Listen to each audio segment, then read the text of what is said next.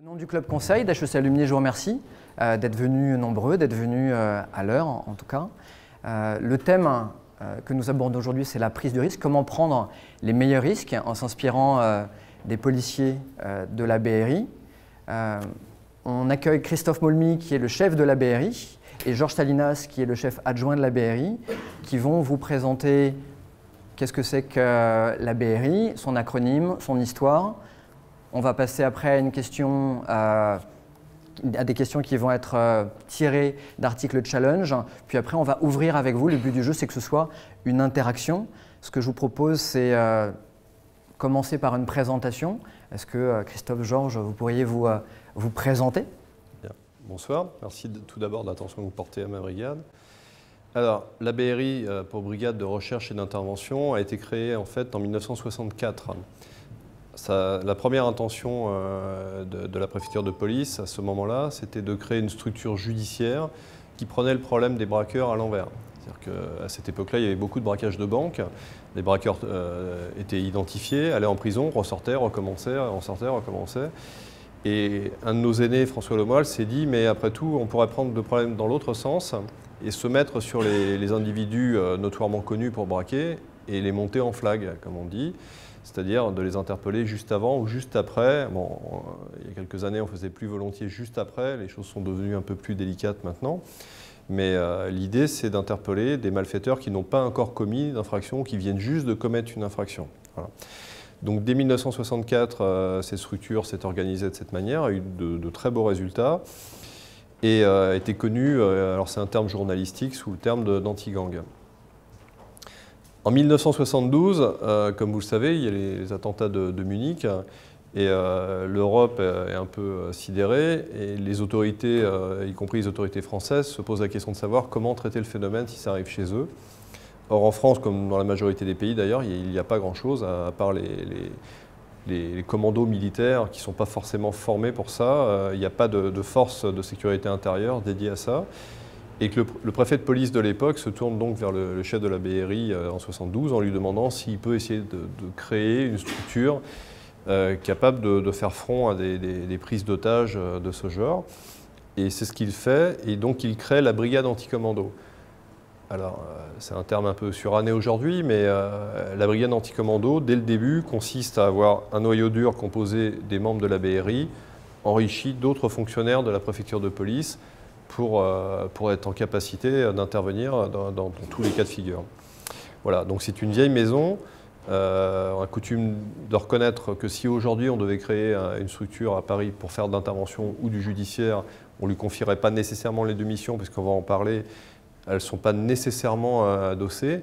Alors ça crée beaucoup de bons côtés, ça dynamise et ça aguerrit les fonctionnaires, mais ça induit aussi des difficultés, enfin en tout cas des complications de fonctionnement. Voilà, donc très grossièrement ce que je voulais vous dire pour vous présenter le service, et puis présenter en image tout simplement un tout petit film, c'est très court, hein, de 6 minutes, qui reviendra sur ces thèmes et vous rappellera en image aussi des moments forts de notre service. Le commissaire François Lemoyle crée le 22 septembre 1964 la section de recherche et d'intervention. En 1967, le service prendra le nom de Brigade de recherche et d'intervention. Sa mission, enquêter en amont sur les braqueurs présumés afin de les interpeller en flagrant délit.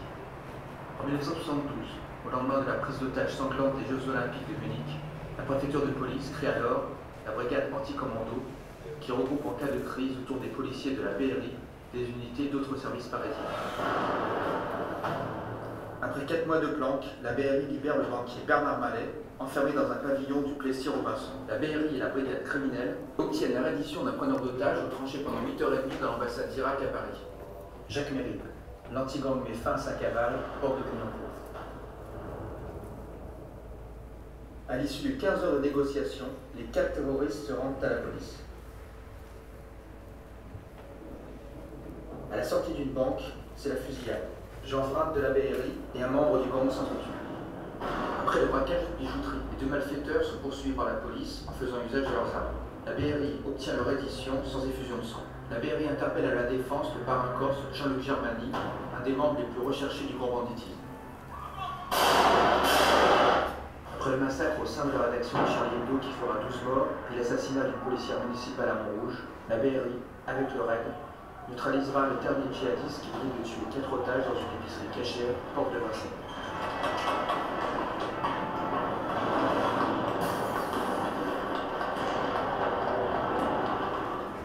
Le 13 novembre 2015, Paris connaît sa deuxième vague d'attentats multiples.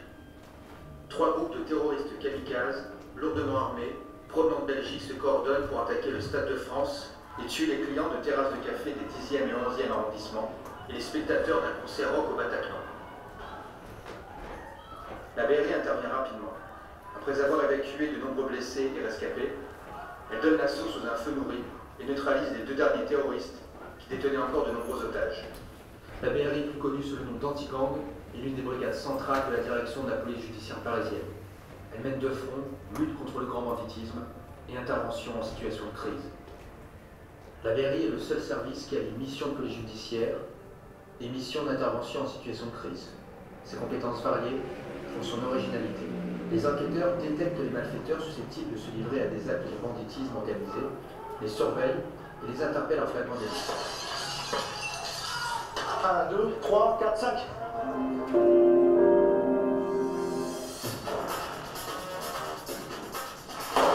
Pour intégrer ce service prestigieux, cela implique un véritable parcours du combattant.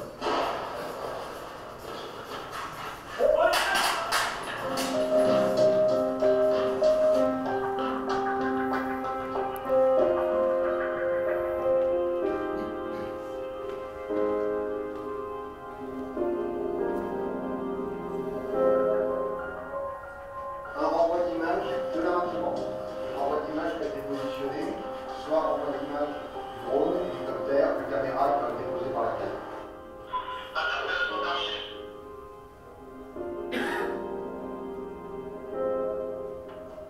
Intervenir lors d'une crise aiguë nécessite la mise en œuvre de techniques et de moyens particuliers.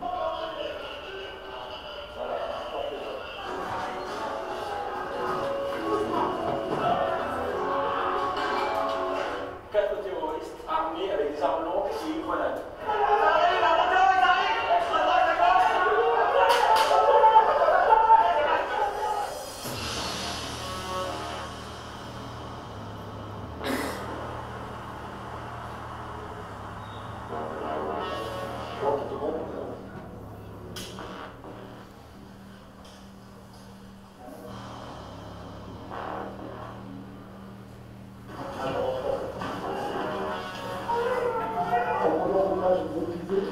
Attends l'autorisation pour les pompiers.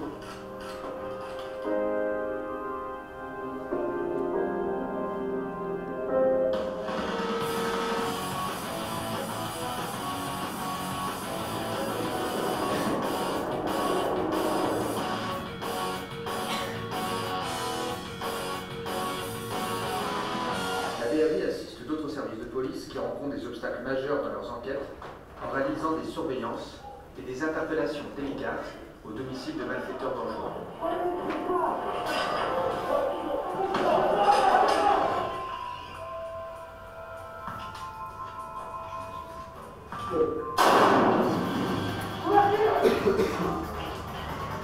Pour tous les topages, on va tirer. Ok. Prêt? Calmez-vous, monsieur, je suis là pour vous aider.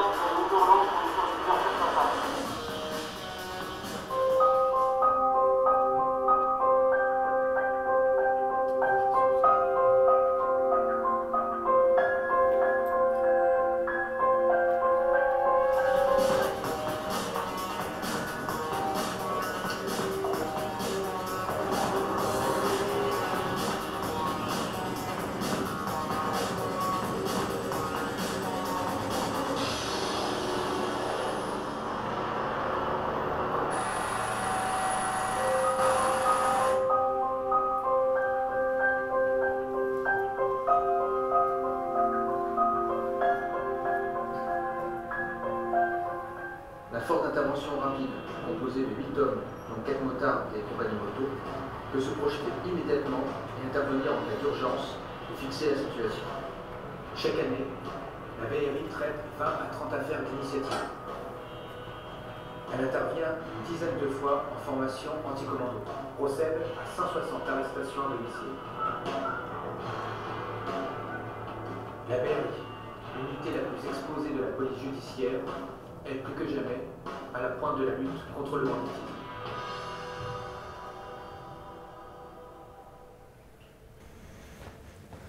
Voilà, donc c'est un peu dense, mais ça vous présente les deux missions que je vous exposais tout à l'heure, à savoir et le judiciaire et l'intervention, même si je suis conscient que l'intervention marque beaucoup plus la rétine et qu'il y a souvent beaucoup plus d'images concernant l'inter que le judiciaire, mais les deux occupent respectivement la moitié de notre journée. Je vais laisser Georges vous expliquer comment en fait, la BRI devient la BRI anti-commando lorsque le préfet de police nous requiert. Bonjour à tous.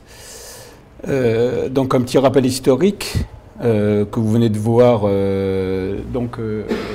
sur le petit film. Hein. C'est la note qui prévoit donc les différentes missions de la BRI. Alors, vous avez pu, comme l'a expliqué Christophe, on a deux grandes missions qui sont des missions judiciaires et des missions anti-commando terroristes. Donc c'est ce qu'on appelle nous la brigade anti-commando. Le spectre de cette deuxième mission, vous l'avez donc ici sur cette image. La brigade anti-commando, à la différence de ce que nous faisons en judiciaire, elle est activée uniquement par le préfet. Donc c'est le préfet de police qui nous saisit et donc à partir de là, nous sommes activés et nous ne dépendons plus quasiment que du préfet. Le préfet, l'intérêt, c'est qu'il met tous les moyens de la préfecture de police à notre disposition et nous pouvons donc travailler sur toutes les missions qui nous sont données à ce moment-là. Les missions, vous les avez, donc on fait des assistances. Les assistances, ce sont pour tous les autres services. C'est-à-dire que quand on a un service lambda qui a des difficultés sur une intervention, parce que ça va être un individu dangereux, armé, ou des problèmes d'ouverture de portes, on a de plus en plus de portes blindées, donc on a tout un matériel. Donc on assiste assez souvent les services, donc en gros c'est à 6 h du matin, on vient on casse une porte. Alors ça peut être pour du banditisme, ça peut être aussi pour du terrorisme. Alors en fonction bien évidemment de l'objectif, on agit différemment sur les ouvertures de portes, ça peut être à l'explosif, ça peut être avec des vérins hydrauliques, ça dépend aussi du nombre de personnes qu'on met aussi sur le terrain. Voilà, donc ça c'est la partie, je dirais, assistance. Nous avons aussi les prises d'otages. Alors quand on parle prise d'otages, on parle de prise d'otages banditisme, c'est-à-dire c'est un niveau de spectre qui est plus important, mais on est plutôt dans le banditisme. La différence qu'on pourra voir avec des prises d'otages quand on a affaire à des terroristes, c'est cette dimension que les voyous ne veulent pas mourir. Donc c'est souvent, ils agissent pour des questions d'argent, et quand on arrive et qu'ils sont pris, eh bien avec eux on va pouvoir négocier, on va pouvoir travailler pour avoir des libérations d'otages et avoir aussi leur reddition. Donc on est dans un spectre qui est déjà plus haut que l'assistance, mais qui n'est pas encore très haut. On met des moyens importants, on se déplace bien évidemment avec beaucoup de matériel, mais on n'aura pas la même approche, je dirais, que pour les autres cas. Les forcenés, bien évidemment, c'est la personne qui pète un plomb, en gros, qui peut être chez elle et qui reprend et qui peut être toute seule, qui peut être avec des otages aussi. Et là, on a du différend familial, la personne un peu fatiguée, un peu malade aussi. Donc là aussi, la négociation joue un rôle très important. Et on les traite comme des gens qui ne sont pas, en fait, pour la plupart, ce ne sont pas des ennemis, je dirais, ce sont des gens qu'on essaie de sauver. En fait, c'est un peu la différence. Un forcené, c'est quelqu'un qui est malade, donc le but du jeu, c'est de le récupérer pour le sauver. Même s'il est tout seul, avec une arme et qui menace de se suicider, le but du jeu, c'est de l'interpeller pour pas qu'il se suicide. Donc vous voyez, il y a cette approche qui est encore différente. Et enfin, on a le contre-terrorisme, qui est, je dirais, le spectre le plus haut. C'est ce qu'on a pu voir malheureusement en 2015 sur Hypercacher et sur le Bataclan. Donc là, on a affaire à des individus qui sont juste boutistes et qui vont aller et qui vont donc avoir une méthode d'attaque qui va être complètement différente de ce qu'on voit habituellement. Ils attaquent des gens, ce qu'on appelle des cibles molles, c'est-à-dire des gens qui ne peuvent pas se défendre. Vous avez pu le voir notamment aux attentats de novembre. Ce sont des attaques sur des gens qui sont en train de boire des verres sur des terrasses, qui sont en train d'écouter de la musique. Donc on attaque, on fait une tuerie de masse la plus importante possible. Ensuite, quand on est arrivé à ce niveau-là, de toute façon on ne va pas revenir, ce qui fait stopper, c'est je dirais, les primos intervenants, c'est-à-dire les policiers de base, les locaux qui vont arriver immédiatement. Et donc là, ces terroristes se mettent dans une autre position, c'est-à-dire qu'ils vont prendre des otages. Voilà.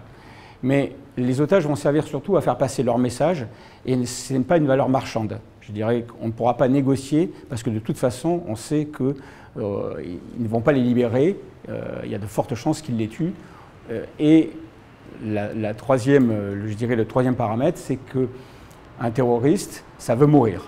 Donc la négociation, obligatoirement, elle est encore différente, puisque là, on ne pourra pas obtenir une reddition, ça sera quelqu'un qui va obligatoirement se suicider, si possible en tuant le maximum de personnes, si possible en tuant le maximum de policiers, et encore mieux, en tuant des policiers, si possible, d'élite, parce que c'est encore mieux pour eux, pour leur objectif, que de faire le maximum et qu'il y a une aura très importante médiatique.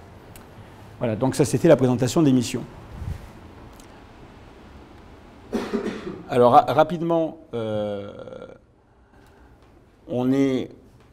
vous montre juste comment s'articule cette brigade anticommando quand elle est sollicitée.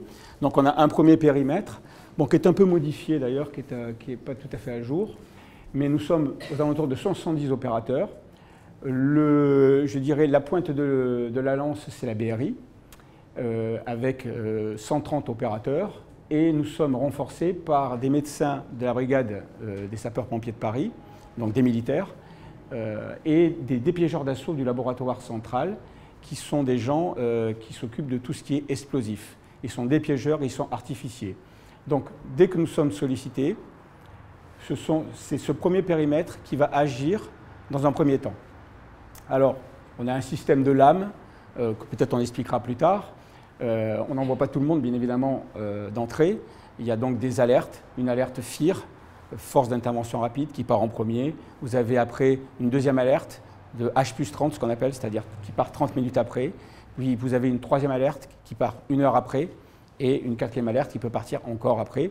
Et en fonction de la crise, on adapte le premier périmètre, on dimensionne le premier périmètre en fonction de la crise. Vous avez le second périmètre, et ça c'est donc quelque chose de très important et qu'on retrouve qu'en préfecture de police à Paris, donc les compagnies de sécurisation et les BAC nuit. Compagnies de sécurisation, ce sont des policiers qui sont intermédiaires, ce sont des gens qui sont capables d'intervenir, mais qui ne sont pas des opérateurs, je dirais, d'assaut comme des gens de la BRI. Mais en revanche, ils sont formés, par nous d'ailleurs, pour pouvoir intervenir et geler au moins à minima une situation. C'est à peu près au total 200 opérateurs, hein, et les gens qui sont en petite couronne peuvent venir les renforcer. Par exemple, sur le Bataclan, on avait des gens du 93, du 94 qui sont venus les renforcer. Alors, ils ont donc un rôle de primo-intervenant. Quand ils ont fini leur mission, c'est-à-dire quand la BRI est arrivée sur place et qu'elle reprend donc je dirais la main sur l'opération, ils s'occupent de traiter tout ce qui est protection de périmètre, notamment notre périmètre de sécurité, ce qu'on appelle notre périmètre rouge. On organise une crise en plusieurs périmètres, un périmètre d'exclusion où il n'y aura que des policiers d'intervention, puis un deuxième périmètre qui est un périmètre intermédiaire, et un troisième périmètre qui va être un périmètre soutien, où là on va pouvoir mettre les secours, etc. Donc eux se chargent justement de la délimitation de ces périmètres et de les protéger, notamment contre des attentats qui pourraient avoir lieu, un deuxième attentat sur un lieu de crise. Et ils prennent en compte les otages qu'on récupère, puisque dès qu'on prend un otage, il faut le traiter, il faut vérifier que ce n'est pas déjà un terroriste, et ensuite il faut qu'il soit amené pour vérifier s'il n'est pas victime, et être donné ensuite au service de secours. Et enfin, on a le troisième périmètre, qui est le soutien logistique. Donc le préfet de police nous donne tous les moyens de la préfecture de police. Donc si on a besoin de bateaux pour se déplacer, on appelle la brigade fluviale, ils ont plusieurs bateaux, ils en ont 6 ou 7, et ils viennent nous chercher, et on peut charger des gens. On a fait des essais, en partant du 36, pour aller par exemple jusqu'à l'Assemblée nationale, en gros on met entre 5 et 6 minutes. Voilà.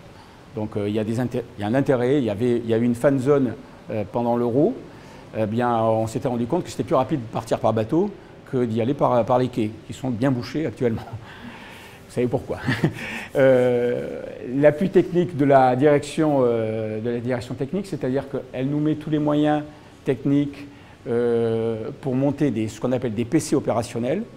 Donc on crée ce qu'on appelle nous une bulle tactique avec des PC où on va se faire des échanges entre les opérateurs qui sont sur le terrain et le commandement. Donc ce sont ces gens qui nous mettent toute la technique pour pouvoir travailler et envoyer des fichiers, des images, renseigner les gens qui sont sur le terrain. On a droit bien évidemment à tous les moyens aériens, c'est-à-dire les hélicoptères de la sécurité civile. Et l'avantage d'avoir donc un médecin de la BSPP dans nos colonnes d'assaut, c'est qu'on a la chaîne médicale qui se met en route et qui peut être donc renseignée par notre médecin.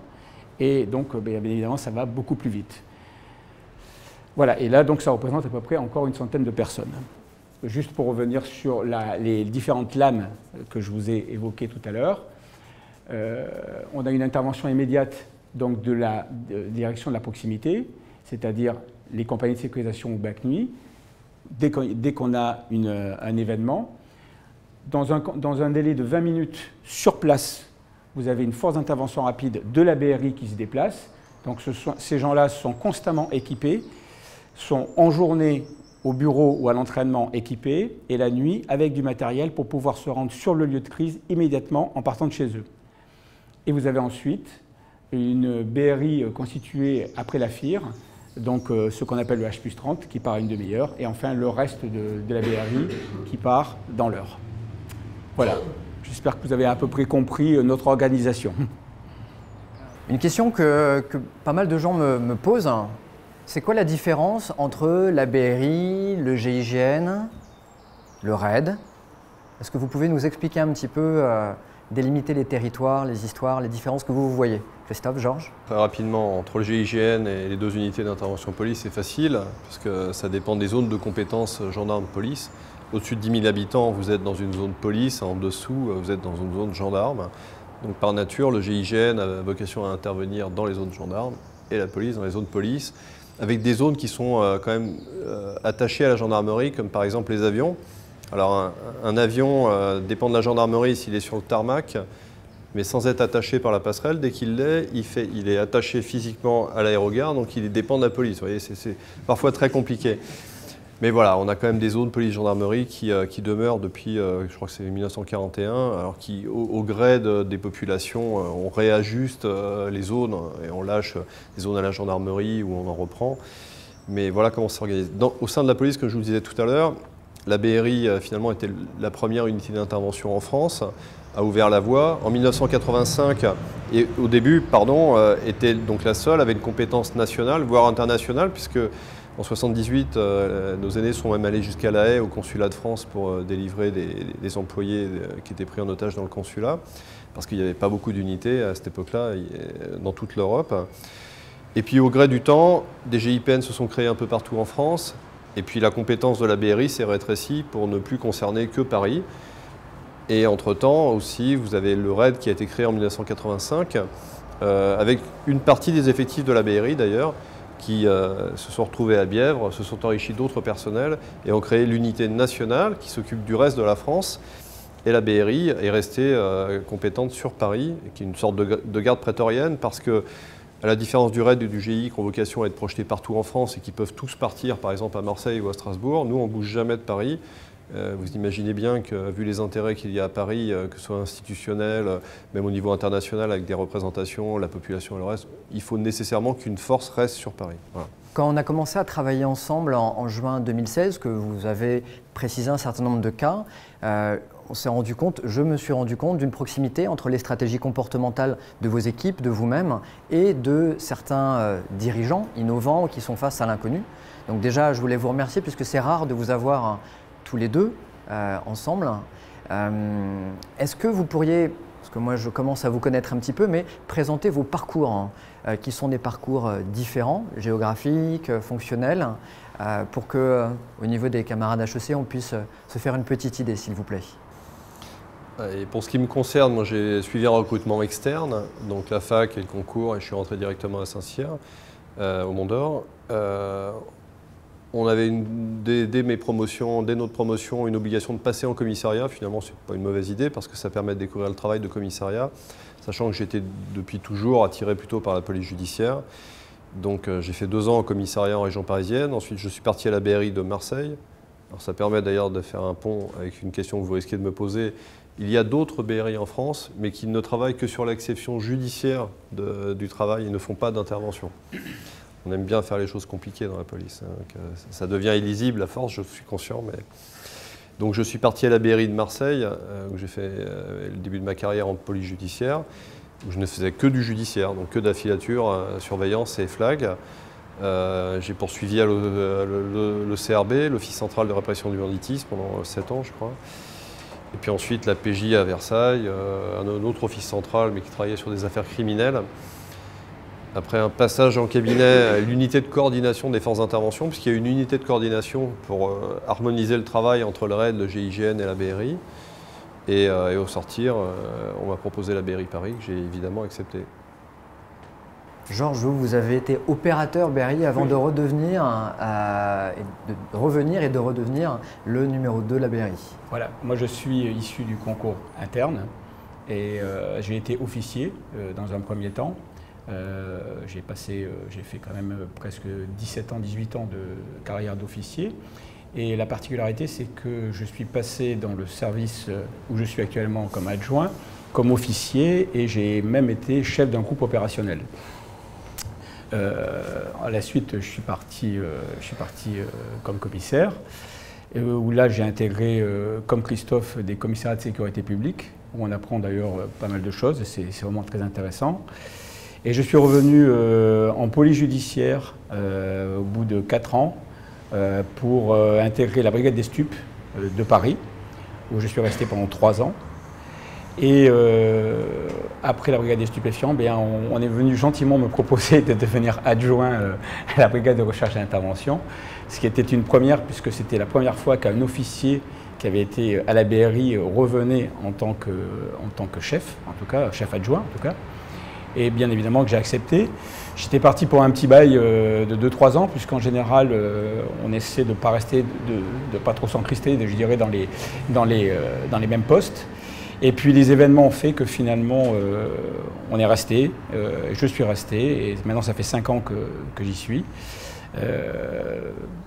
La brigade s'est beaucoup transformée, et puis je pense qu'avec Christophe, on fait un très bon tandem, et on l'a prouvé pendant quelques événements dramatiques. Justement, il y a une structure en duo. La BRI, c'est la lutte contre le grand banditisme, c'est l'intervention. Ce sont des profils qui sont différents, variés. Quels sont les avantages d'avoir une telle variété qui se rapproche, vous me disiez Christophe, un petit peu du GIGN, qui différencie du RAID, et comment ça se manage? Alors, en effet, il faut comprendre que les deux métiers, a priori, n'ont pas grand-chose à voir. Ils sont même en total antagoniste sur pas mal de sujets. La gestion du temps, par exemple, en judiciaire, on a le temps. On travaille sur des voyous, on les suit. Si on les rate sur un fait, on les fait sur un autre. C'est pas très grave, ils ne nous voient pas, on continue de travailler. Sur une gestion de crise, le temps ne joue pas nécessairement contre nous. Il faut le maîtriser, mais il nous est contraint. Il nous contraint, pardon.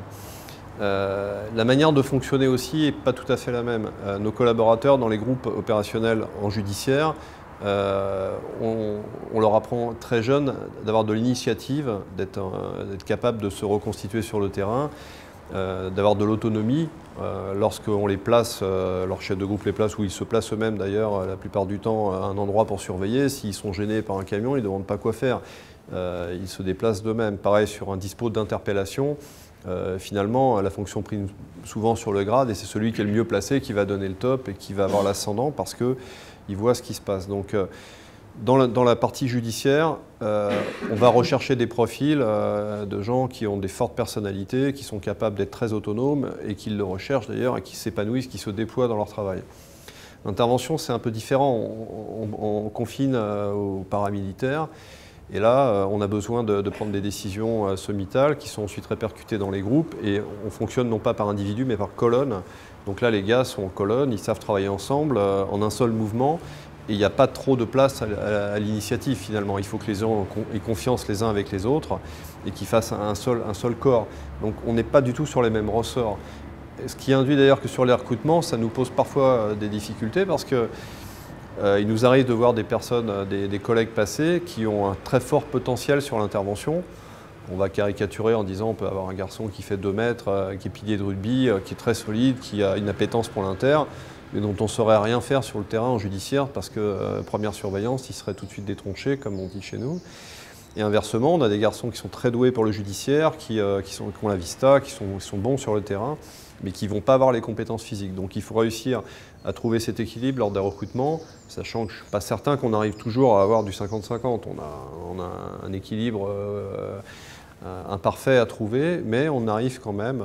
Chez les plus anciens, c'est flagrant, et dans les jeunes qu'on a recrutés récemment, je trouve qu'on n'a pas eu trop de déconvenus. Mais c'est quand même un exercice de style.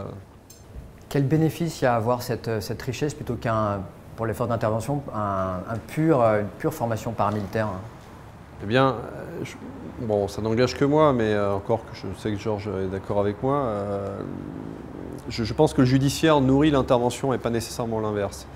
Les gars sur le terrain en judiciaire, d'abord travaillent beaucoup, sont très aguerris parce que dans leur semaine judiciaire, sont tous les jours dehors.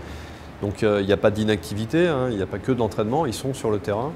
Ils interviennent quand même pas mal parce que sur une année idéale à la BRI, vous allez avoir une douzaine de flags environ, autant, voire un peu plus, un peu moins d'interventions sur tout le spectre. Alors les interventions en noir du bas du spectre, ça va être des différents familiaux, un forcené parce qu'il ne veut pas retourner à l'hôpital psychiatrique, et on monte en gamme avec des prises d'otages jusqu'au contre-terrorisme. On fait quand même beaucoup plus du bas du spectre, il faut être honnête, et aussi beaucoup d'assistance, donc casser des portes à 6 h le matin. L'avantage d'avoir cet aspect judiciaire, c'est que ça aguerrit, ça tient en haleine les gars. Ils font aussi beaucoup d'interventions en milieu ouvert. Alors, ça ne retire rien à l'extrême difficulté qu'il y a à intervenir en milieu fermé, mais le milieu ouvert, c'est encore un autre exercice de style. Sur un milieu ouvert, imaginez un braquage par exemple et interpeller les auteurs dans la rue quelques minutes après. On intervient avec tout à chacun autour. Vous pouvez passer avec vos enfants, votre famille, des collègues. Donc lorsque l'intervention est provoquée, il doit avoir un très fort discernement d'ouverture du feu. Donc chez nous, il y a très peu de contagion de feu. Ça ne défouraille pas, ça ne tire pas à tout va. Pour mémoire, au Bataclan, les gars qui étaient dans la colonne, dans l'ensemble, hein, ont tiré 11 cartouches. Donc c'était vraiment à dose homéopathique. Et puis ils doivent prendre en considération toute cette difficulté de travailler en milieu ouvert, ce qui les oblige quand même à être, je pense, beaucoup plus aguerris. Tout ça nourrit l'intervention et les rend, je pense, un peu plus affûtés, quoi. Georges, vous me disiez lorsqu'on était en train de préparer, sur le terrain, ça ne se passe jamais comme on veut. Est-ce que vous pouvez nous parler un petit peu plus de comment ça se passe improvisé quand on est un opérateur ou un chef à la BRI? C'est-à-dire que sur le terrain, en judiciaire, je dirais, on fait des dispositifs en fonction des individus qu'on doit surveiller ou qu'on doit interpeller. Donc on prévoit des choses. Donc c'est très structuré, même si on dit qu'en judiciaire, ils ont beaucoup d'initiatives et on les laisse faire beaucoup de choses. À la différence de l'intervention. Malgré tout, c'est un dispositif qui est quand même assez strict, où on essaie d'avoir des choses en place bien strictes, parce qu'une intervention en milieu ouvert, ça va pas être quelque chose qui va être très facile à faire. Un individu qu'on va interpeller roulant en voiture, par exemple, armé, c'est pas quelque chose qu'on peut faire facilement.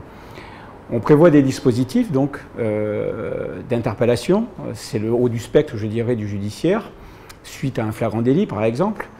Mais on a l'habitude de dire que, bien évidemment, on a beau prévoir tout, ça se passe vraiment rarement, enfin, ça se passe rarement comme on veut vraiment. Et on garde justement cette capacité d'initiative qu'on a en judiciaire pour pouvoir changer très très vite et changer de doctrine, de tactique sur le terrain en quelques minutes. Et ça, c'est quelque chose qu'on aime chez nos fonctionnaires, parce que c'est quelque chose aussi qu'on peut retrouver après en intervention. Quand on parlait d'aguerrissement, les gens s'entraînent tous les jours sur des véritables voyous quand ils sont en judiciaire. Ils ne s'entraînent pas sur des cibles en bois. Les cibles en bois, c'est important pour pouvoir s'entraîner, mais il n'y a pas cette dimension, cette contrainte qu'on peut avoir derrière des véritables individus. Et ces véritables individus, on ne sait jamais comment ils vont réagir. On essaie comme dans une partie d'échecs, on essaie de savoir en gros ce qu'ils vont faire, mais on est toujours surpris quand même par des réactions. Donc il faut se garder cette part, je dirais, de réactivité et de réaction rapide pour pouvoir changer éventuellement de tactique s'il le faut sur le terrain en quelques minutes. Et ça, c'est une décision de chef qui doit être prise très très vite, parce que souvent, quand on se retrouve sur un dispositif qui ne passe pas comme on veut, les gens se retournent vers vous en disant chef, qu'est-ce qu'on fait? Et c'est vous qui prenez la décision. Justement, on a un des cas sur lequel on avait travaillé, que vous évoquiez, qui était des braqueurs. Hein. C'était soit un distributeur automatique, soit une banque, hein, et qui se sont aperçus en ouvrant le butin, après que vous les ayez suivis, que les billets avaient été colorés. Et à ce moment-là, il y a quelque chose qui s'est passé. Ils ont décidé de repartir un petit peu, faire une deuxième passe. Est-ce que vous pourriez nous en parler un petit peu pour parler du concept à la réalité? Je vais rappeler mes souvenirs d'anciens combattants. Simplement, ce dossier était un peu spécial parce que c'était vraiment des individus très dangereux. Et donc, effectivement, on a souvent des individus qui font un forfait, qui braquent, et qui ensuite reviennent, posent leur butin, posent leur armement, et ensuite repartent dans une voiture qui voit le jour, comme on dit, c'est-à-dire qui n'est pas volée, et rentrent chez eux tranquillement. Et c'est là que nous profitons pour les interpeller, parce qu'ils sont dans une situation justement où ils sont plutôt calmes, ils sont dans une voiture non armée, et donc c'est la meilleure situation pour nous d'intervenir. Et donc nous avions ces individus que nous avions en surveillance, qu'on avait perdu pendant quelques minutes, qui, dans ces quelques minutes, ont braqué ce qu'on appelle un dabiste, c'est-à-dire quelqu'un qui recharge les dabs. Et des policiers du commissariat sont arrivés, ils leur ont tiré dessus avec un coup de kalachnikov, donc les voitures ont été touchées d'ailleurs, mais il n'y a pas eu de blessés.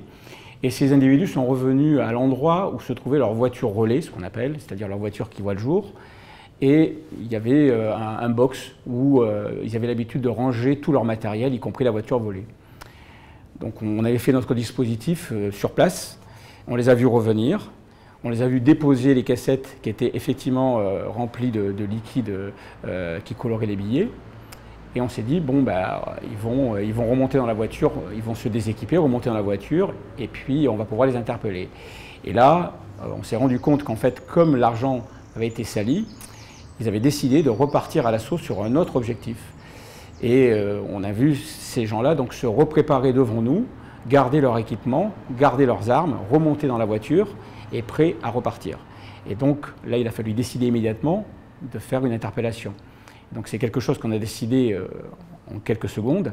Et il a fallu rechanger notre dispositif en quelques secondes, puisqu'on avait un dispositif qui était prévu pour les suivre et les interpeller. Donc là, il fallait ne plus les laisser partir. Et donc on a dû faire cette interpellation en urgence absolue. Et c'est une interpellation d'ailleurs où il y a eu des coups de feu. Il y a un des voyous qui a été abattu, 2 autres voyous qui ont été blessés par balle. Et nous, heureusement, on n'a eu aucun blessé. Donc c'est pour vous montrer que voilà, des fois, on doit prendre des décisions qui sont très très graves et en quelques secondes. Et une des questions que vous étiez posées, enfin des choses, c'est on ne peut pas les laisser repartir. Hein. Il y a cette logique de réactivité. Sachant que ce soit vous, Christophe, ou Georges, vous me disiez que contrairement aux autres forces de police, notamment au niveau de la PJ, où on est beaucoup en réaction, à la BRI, il y a une dynamique, vous utilisez la métaphore de chasse, donc de proactivité. Est-ce que vous pouvez revenir un petit peu sur cette manière de penser votre métier? Sur l'acception judiciaire du métier, oui, parce qu'on peut effectivement, comme l'expliquait Georges, avoir une situation qui ne se passe pas comme on l'avait prévu, mais il n'est pas rare quand même de suivre des individus pendant un long temps et de sentir monter, parce que, par exemple, on voit des écoutes téléphoniques ou des repérages qui font qu'on comprend qu'on va aller au flag, et donc on peut se lever le matin en se disant ça, on va y aller aujourd'hui, on sent le truc arriver, et ensuite on s'adapte à la situation. Note quand même qu'on est quand même dans une dimension différente sur l'intervention, où on subit l'événement, parce que, sauf peut-être les cassages de porte à 6 heures, ça on y va, mais ce n'est pas un exercice trop compliqué a priori. Mais les interventions stricto sensu, comme on a pu les vivre en 2015, ou face à des prises d'otages comme on a eu à Cartier, on les subit parce qu'elles nous tombent dessus d'un coup, on ne l'avait pas prévu, il faut réagir très rapidement, et chemin faisant, on a un minimum d'informations qui arrivent, et sur le tas en arrivant, il faut essayer de prendre la mesure et réagir. On n'est pas tout à fait dans le même état d'esprit, hein. On subit d'un côté moins de l'autre. Sur le judiciaire, le métier, moi pour ma part, j'ai fait l'essentiel de ma carrière en judiciaire, je suis venu sur l'intervention à proprement dit récemment, mais le judiciaire c'est tout autre chose. Et le métier en BRI n'est pas celui par exemple qu'on retrouve à la BRB où on travaille finalement sur la même matière, c'est-à-dire le banditisme. Parce qu'en BRB, ils vont travailler sur un fait qui a été commis pour remonter les auteurs et les confondre avec des éléments de preuve. On est sur une enquête à proprement dit. En BRI, on n'est pas tant des enquêteurs finalement, on est plutôt des chasseurs, où on surveille des gens, il faut être patient, il faut attendre le bon moment, il faut être prudent. Et puis finalement, c'est pas la seule raison, on a quand même du bon sens et on fait ça, on a quand même un sens du service public, hein, je vous rassure, mais il faut avoir l'honnêteté de dire qu'il y a un côté un peu ludique et puis qu'on recherche aussi l'adrénaline, le moment du flag, c'est quand même quelque chose qui nous porte. Moi j'ai toujours été un petit peu circonspect d'autres structures qui n'ont rien à voir, hein, comme par exemple dans les services de renseignement, où vous avez des groupes qui surveillent uniquement et d'autres qui interpellent. Ce qui se passe grossièrement au GIGN. Bon, c'est quelque chose que j'arriverais pas à faire. Surveiller pendant des mois quelqu'un, le laisser monter, puis au tout dernier moment passer en second rideau, vous dites oui mais il n'y a plus de sel à ce métier. Donc effectivement il y a un côté de chasse qui est encore plus souligné je trouve lors de la recherche de personnes en cavale. Des personnes qu'on recherche parfois sur des beaux voyous, ça peut durer 6 mois, 1 an, 2 ans, où on les traque, où on planque, on les rate, on les voit passer, on se rend compte qu'on n'a pas eu de chance, on revient dessus. Donc ça devient entêtant, ça devient aussi une partie de notre vie, et de notre famille d'ailleurs aussi, qui vivent ça, surtout les femmes qui vivent ça avec aussi, malheureusement, bien ou mal. Moi j'ai plutôt bien de mon côté, mais ce n'est pas toujours le cas. Mais c'est quelque chose de très prenant. Et je pense oui, que dans une certaine mesure, ça se rapproche de la chasse. La pêche, c'est un peu plus plan-plan, mais de la chasse. Mais on est arrivé à trouver ça effectivement parce que j'essayais de trouver une métaphore et vous me disiez non Grégory, c'est vraiment pas cette notion d'échec, mais c'est vraiment cette notion de proactivité, on prend l'ascendant. Et il y a un de vos opérateurs qui me disait, je ne parle pas d'adversaire mais bien de gibier. Pour faire ce métier, il faut satisfaire son instinct de prédation. Donc il y a vraiment cette dynamique forte. Oui, je pense. Ouais. Et on en parlait aussi, il y a ce côté jeu offensif. Je dirais que ça on le retrouve plutôt sur l'intervention. Effectivement, on fait des choix, et notamment dans cette organisation qu'on a fait de la force d'intervention rapide. On a constaté, et je pense qu'on l'a digéré aussi avec tous les gens qui sont formateurs chez nous, les chefs de groupe qui travaillent aussi au quotidien, et qui se rendent compte aussi sur le terrain de ce qu'il en est quand on est en intervention. Et je crois que le choix du service, c'est... vous avez 2 choix en fait en gros. C'est soit vous avez une grosse carapace, c'est-à-dire des gilets lourds, très très protégés, avec un armement plus ou moins efficace. Donc vous allez être très protégé, ça va durer un temps, et puis au bout d'un moment, ça va céder, bien évidemment. Et donc nous, on fait le choix d'avoir des gens qui sont peut-être un peu moins protégés, mais en revanche qui sont plus rapides, et aussi qui ont un armement qui est beaucoup plus puissant. c'est-à-dire un armement qui puisse répondre à l'adversaire et à le faire reculer. Donc nous, on a fait ce choix-là, effectivement, d'avoir donc des gens qui sont donc moins protégés, mais plus offensifs. Mais c'est quelque chose qu'on retrouve dans d'autres pays, hein. Vous avez des attitudes dans certains pays qui consistent effectivement à se surprotéger, donc à moins de vélocité à l'intervention, et d'autres qui choisissent d'être très véloces et qui ont moins de protection balistique. C'est pour ça d'ailleurs que ce qui a été le pacte de sécurité qui a été donné, été fait pour toute la police nationale. On a donc surarmé notamment toutes les compagnies intermédiaires, je dirais les primo-intervenants. On leur a donné des gilets pare-balles, effectivement, qui sont plus puissants, mais on a joué aussi sur l'armement. Je pense que si on leur avait donné que des gilets, ça n'aurait pas suffi, quoi. Un pistolet face à une Kalachnikov, ça fait pas le poids, quoi. Pour être clair. Si on close cette partie sur la lutte contre le grand banditisme, il y a quelque chose qui m'avait frappé, c'est quand vous me disiez, Christophe, le temps joue en ma faveur. Il y a vraiment cette dimension, voire même qu'on est capable de différer un flag, si. Est-ce que vous pouvez nous en parler un petit peu de cette capacité à ne pas être que dans l'action, mais dans je prends du recul et je décide de ne pas agir? À tout le moins, tant qu'on n'est pas repéré et que les voyous ne nous ont pas vus, on a le temps. Quand ils nous voient, après c'est mort, soit l'affaire est terminée, ou alors il faut interpeller. Mais s'ils ne nous voient pas, si la situation ne s'y prête pas, on peut effectivement différer une intervention. Soit parce que, que je vous le disais, on traque quelqu'un qu'on voit passer. Je me rappelle d'un voyou qu'on traquait depuis longtemps, on l'a vu, mais avec ses deux gamines à l'arrière de la voiture, bon, ça ne se présentait pas bien, on s'est dit c'est pas grave, on laisse partir, on le refera. C'est pas tant par bonté d'âme, mais c'est parce que c'était une opération qui était trop compliquée à gérer. Voilà. Donc ça dépend des situations, quoi. Vous aviez partagé avec moi une situation avec le braquage d'un supermarché. Alors oui, on peut aussi laisser taper plusieurs fois et puis laisser enrichir la synthèse. Parce que sur des petits braquages, ils vont taper 2, 3, 4, 5, 6 fois, 10 fois. Et l'affaire est plus belle et en tout cas judiciairement, elle est plus architecturée à la fin. Et puis oui, vous avez aussi des situations dans lesquelles il faut attendre que ça se termine. L'affaire dont vous parlez, je crois discerner laquelle. On travaillait sur une bande de malfaiteurs qui braquaient des supermarchés à la fermeture ou l'ouverture. En l'occurrence, ils avaient braqué ce jour-là à la fermeture. Mais dès qu'ils rentrent dans le commerce, sauf à ce qu'ils sachent qu'on est là, il ne faut plus qu'on rentre, il ne faut plus qu'on bouge. Nous, on ne peut pas se faire voir parce qu'après on passe dans une autre dimension, on passe dans une prise d'otage. C'est encore un autre métier, là, on en a parlé tout à l'heure. Et puis ce n'est pas souhaitable pour les employés. En règle générale, les choses se passent bien, mais cette fois-ci, c'est vrai que le temps nous a paru un peu long parce que ça a duré plus que nécessaire.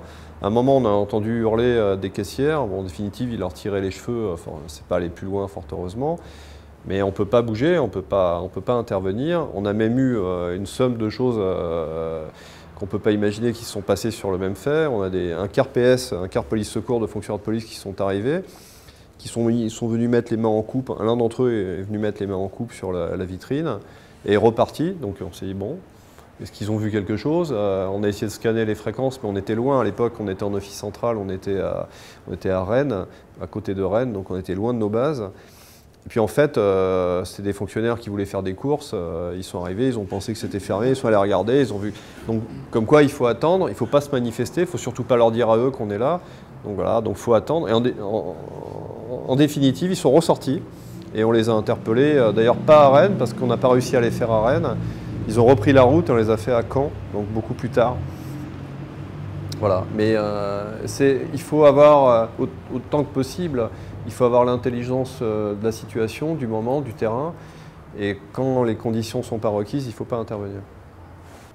Justement, ce rapport au temps, le fait que la police et la police judiciaire, c'est une école de la patience, on évoquait ça et à un moment dans l'interview sur le grand banditisme, Georges, vous évoquiez cette notion de travail en équipe sur lequel je pense que c'est important de revenir.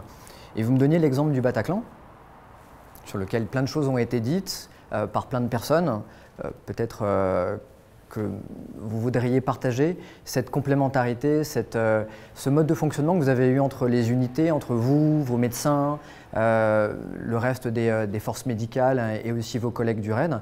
Est-ce que vous pouvez revenir sur ce mode de fonctionnement que vous avez lorsqu'il y a des grosses situations comme celle-ci? C'est qu'on a appris au fur et à mesure des crises à dimensionner la réponse. C'est-à-dire qu'en janvier 2015, les autorités, même nous-mêmes, on avait tendance à tous y aller, ils avaient tendance à tous nous mettre. Je me rappelle de Dammartin-en-Gouel, vous aviez tout le GIGN, le RAID et toute la BRI, enfin une partie de la BRI, pour 2 types dans une usine, et on ne savait même pas, enfin il n'y avait pas à proprement dit d'otage, d'ailleurs il y avait une personne cachée sous un évier. Donc nous on est reparti, je veux dire il y a un moment, il ne faut pas surdimensionner, et tout le monde est tombé d'accord là-dessus. Donc les politiques aussi ont appris, il ne faut pas ajouter les unités, voilà, donc ça c'est pour évacuer ce sujet. Pour ce qui est de la BRI proprement dite, comme vous l'avez expliqué Georges tout à l'heure, on a des lames d'intervention. Donc vous avez, ça n'a pas été le cas sur le Bataclan, mais il peut y avoir le commissariat qui est le plus près qui intervient. Donc ils sont formés par les formateurs de la BRI, dont un que vous verrez tout à l'heure, qui leur apprend surtout à être conscient de ce qu'il ne faut pas faire, hein, de ne pas se mettre en difficulté et pas aller trop loin quand ce n'est pas nécessaire. En revanche, les CSI et BAC Nuit et la BAC Nuit au Bataclan, en l'occurrence, sont formés par la BRI pour aller un tout petit peu plus loin, mais le faire avec discernement cette fois-ci et être capable de s'arrêter, de nous attendre et de passer les consignes. Parce que la grosse difficulté, si vous voulez, quand il y a une succession comme ça de lames, c'est l'interopérabilité entre les forces.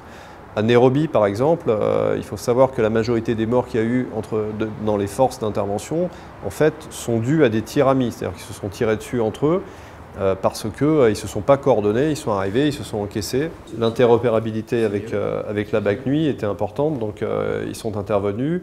Les 2 collègues qui sont rentrés, en fin de compte, sont arrivés à un moment où les tirs avaient déjà cessé. Ils ont été pris à partie par des terroristes qu'ils ont abattus.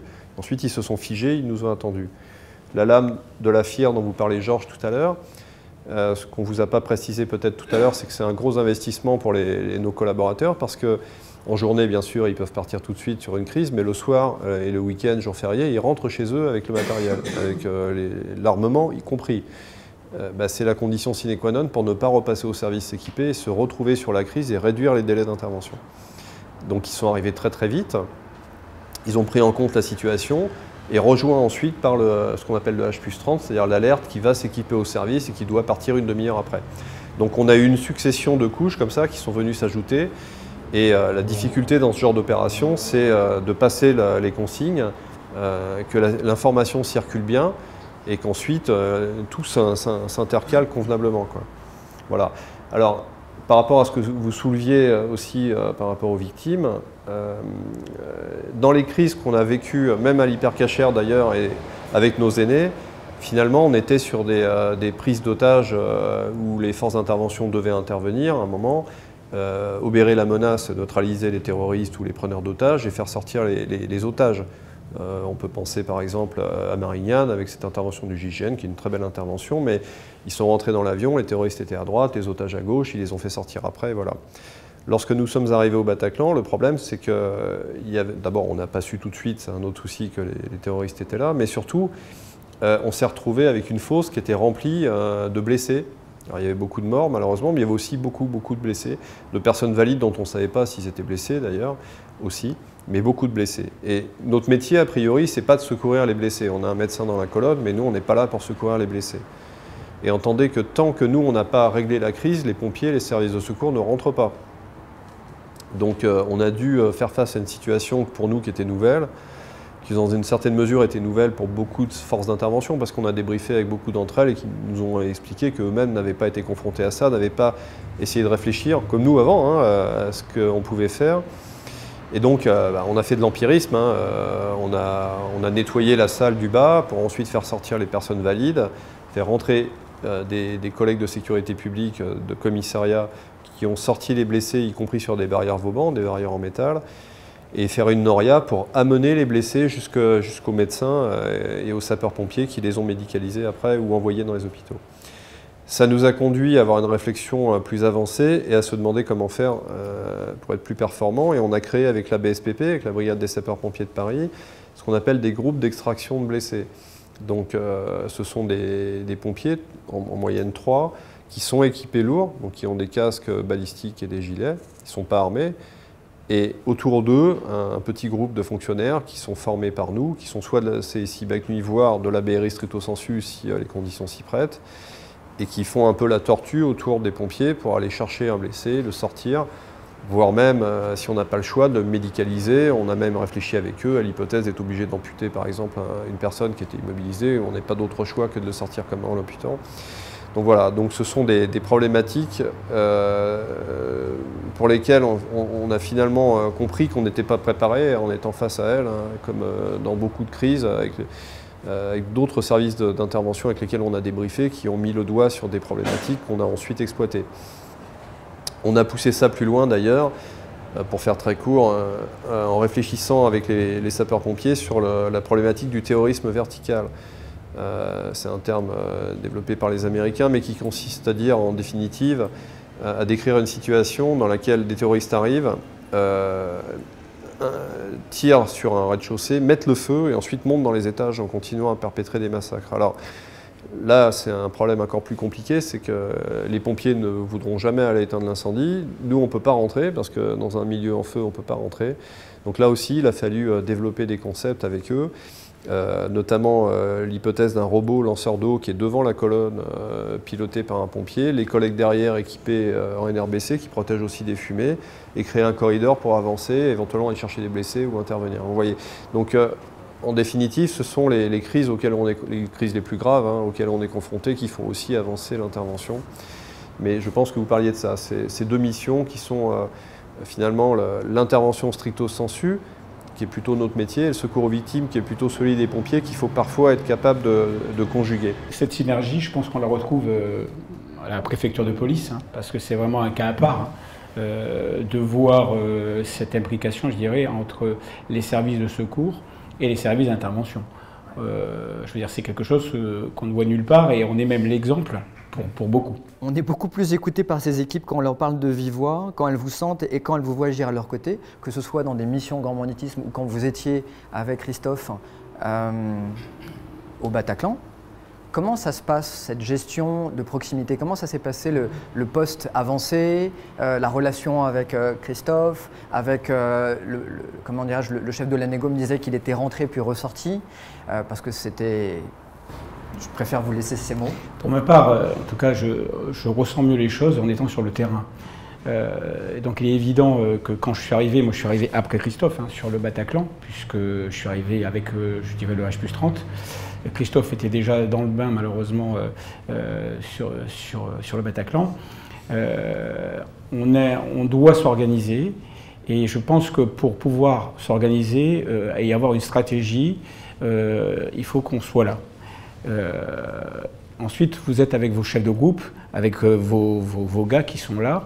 Et je pense que c'est important. On est dans une prise de risque très grande. Hein. J'ai l'habitude de dire qu'on prend des risques importants, mais on ne fait pas les choses au hasard. Donc il faut donc travailler sur une tactique qu'on va mettre en œuvre. Qu'on va se faire valider. On a travaillé, Christophe et moi, bien évidemment, sur cette tactique. Et il fallait faire adhérer aussi nos gars à cette tactique, parce qu'ils savaient très bien qu'il y avait quand même un danger fort derrière, mais il y avait aussi une mission très importante, et qu'il fallait qu'on la fasse, cette mission, de toute façon, puisqu'il n'y a personne qui peut le faire derrière nous. Hein. Si on ne le fait pas, il n'y a personne d'autre. Donc c'est important, je pense, dans une décision aussi cruciale, d'être près de ces gars et de montrer qu'on est là, qu'on prend les mêmes risques qu'eux, et on donne l'impulsion pour qu'ils aillent faire le boulot. Alors on est en avant-poste de commandement, mais on n'est pas premier sur les colonnes d'assaut. Ça, c'est le rôle des opérateurs qui, eux, décident de l'ordre des gens qui vont être en tête de, je dirais, et ceux qui vont être un peu plus derrière. Ça, c'est eux qui décident. Mais nous, on est là aussi pour leur dire, voilà, il faut rentrer à tout prix dans cet endroit-là, il faut passer par là, il faut à tout prix le faire maintenant, organisez-vous pour le faire, et il faut être présent parce que si vous leur dites des choses importantes et graves et dangereuses, je pense qu'il faut être présent. Et pour eux, c'est un élément, je dirais, de motivation, parce qu'on est là. Je veux dire, si vous dites la même chose en étant à 2 km dans un fauteuil, je pense que vous n'avez pas la même puissance de persuasion que quand vous êtes avec eux sur le terrain.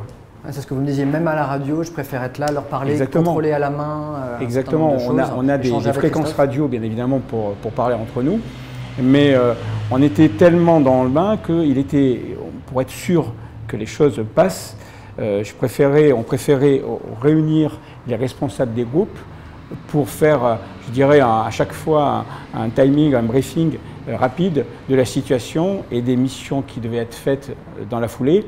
Et ces missions-là, on les passait à la voix. C'est-à-dire qu'on ne se servait même pas de la radio, on se servait de la radio pour les appeler, pour leur dire de venir à nous. Et puis de là, on passait les missions et c'était plus simple d'avoir, je veux dire, de discuter avec quelqu'un que de lui parler déjà, quand vous lui parlez au téléphone ou à la radio, c'est déjà, vous avez déjà perdu le contact humain. Et là, on a besoin de contact humain.